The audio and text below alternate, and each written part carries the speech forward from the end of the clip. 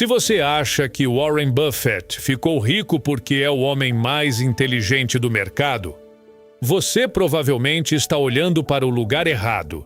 Existe um livro que explica Buffett de uma forma muito mais profunda e não fala sobre ações, valuation ou estratégias mirabolantes. Ele fala sobre comportamento, e talvez seja exatamente isso que está faltando para você. Em 2020, Morgan Housel lançou a Psicologia Financeira. E a proposta era simples, mas poderosa. Dinheiro não é uma matéria de matemática. É uma matéria de comportamento. O livro não ensina qual ação comprar. Não ensina fórmula mágica. Não ensina atalho. Ele mostra que pessoas inteligentes quebram e pessoas comuns ficam ricas. E é nesse ponto que Warren Buffett aparece. Uma das provocações mais fortes de A Psicologia Financeira é quase desconfortável. Você pode ser extremamente inteligente e ainda assim ser péssimo com dinheiro. Isso quebra uma crença comum. Se eu estudar mais, vou ganhar mais. Mas o livro mostra que finanças não recompensam apenas inteligência. Recompensam estabilidade emocional. E isso muda completamente a forma como você enxerga Warren Buffett. Porque talvez o maior diferencial dele não seja QI. Talvez seja temperamento.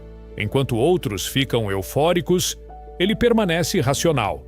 Enquanto outros entram em pânico, ele observa.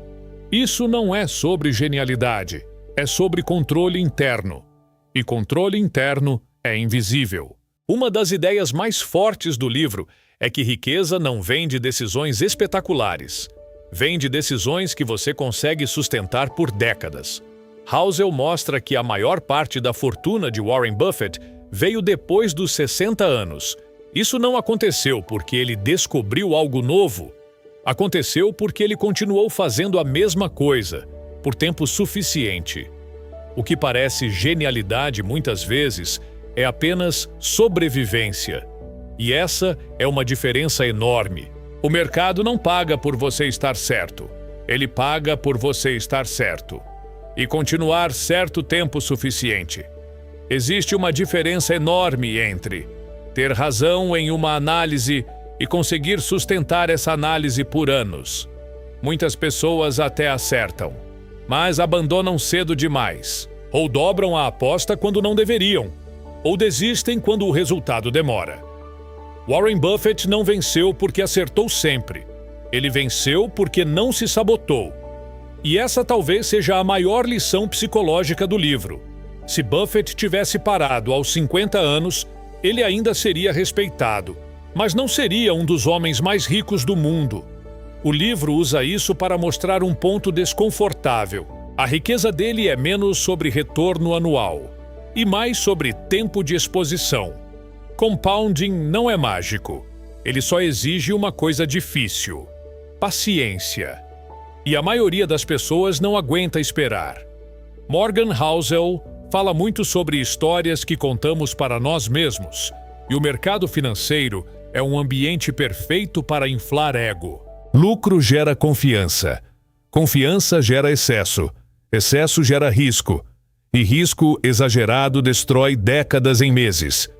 Buffett sempre evitou isso. Ele nunca precisou provar que era o mais ousado. Ele só precisava continuar crescendo. Isso exige algo raro: humildade estrutural. A capacidade de dizer não sei é mais lucrativa do que parece.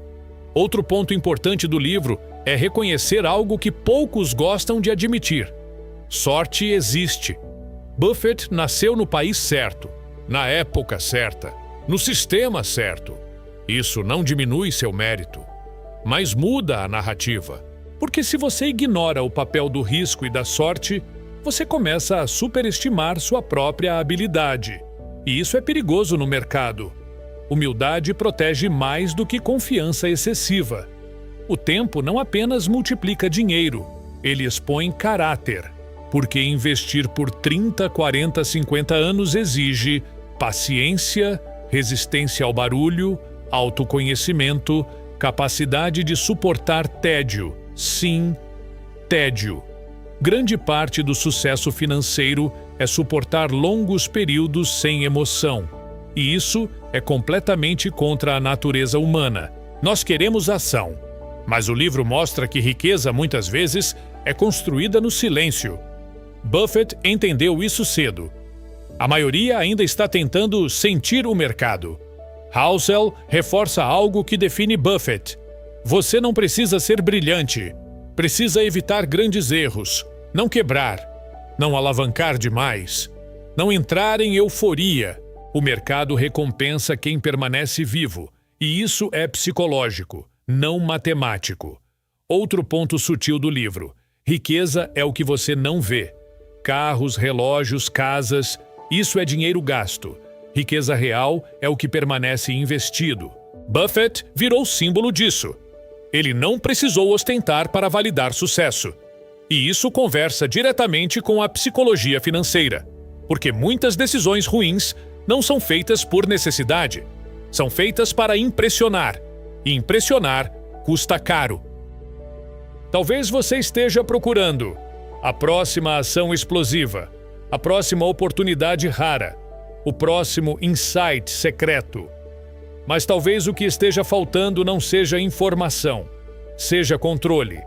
Controle para não gastar tudo o que ganha, não vender no pânico, não seguir a manada. O livro mostra que riqueza é um jogo de comportamento sustentado. E Buffett é o exemplo vivo disso. Existe uma ansiedade moderna que o livro aborda de forma indireta. A necessidade de enriquecer rápido. Mas o crescimento exponencial exige base longa. Não existe atalho sustentável para décadas de consistência. Quando você tenta acelerar demais, assume risco desproporcional, aumenta a alavancagem, perde margem de segurança, e tudo isso é psicológico. Buffett nunca teve pressa, e talvez essa seja a parte mais difícil de aceitar. Porque paciência não parece estratégica, mas é. Se você resumir tudo em uma frase, seria algo como: riqueza é construída mais pela sua capacidade de continuar do que pela sua capacidade de prever. E essa talvez seja a lição mais importante que a psicologia financeira ensina sobre Warren Buffett. Ele não venceu porque era o mais ousado. Venceu porque ficou no jogo. Talvez o maior diferencial competitivo de Warren Buffett não seja acesso à informação. Hoje todos têm acesso à informação. Talvez seja capacidade de ignorar. Ignorar modas, ignorar ruído, ignorar euforia coletiva. Em um mundo onde todos querem reagir, ele escolheu não reagir. E isso exige maturidade emocional. O livro reforça algo poderoso. Não quebrar é uma estratégia. Evitar perdas irreversíveis é mais importante do que buscar ganhos extraordinários. Buffett construiu sua fortuna evitando erros catastróficos, e isso é invisível, porque o mercado só celebra quem ganha muito. Mas os que sobrevivem são os que evitam perder demais. E essa é uma mentalidade psicológica. Se você realmente absorver o que a psicologia financeira ensina sobre Buffett, você para de perguntar: qual ação vai subir? E começa a perguntar: eu consigo sustentar essa decisão por 10 anos? Essa mudança de pergunta muda tudo, porque transforma investimento em processo. E processo é comportamento repetido. Talvez a maior mensagem do livro seja essa: o mercado é imprevisível, mas seu comportamento não precisa ser. Você não controla ciclos, não controla crises, não controla sorte, mas controla disciplina. E no longo prazo, disciplina tende a vencer intensidade. E talvez seja exatamente isso que Warren Buffett representa dentro de a psicologia financeira. Não genialidade extrema, mas consistência extraordinária. Se você acredita que consistência vence intensidade, deixa o like.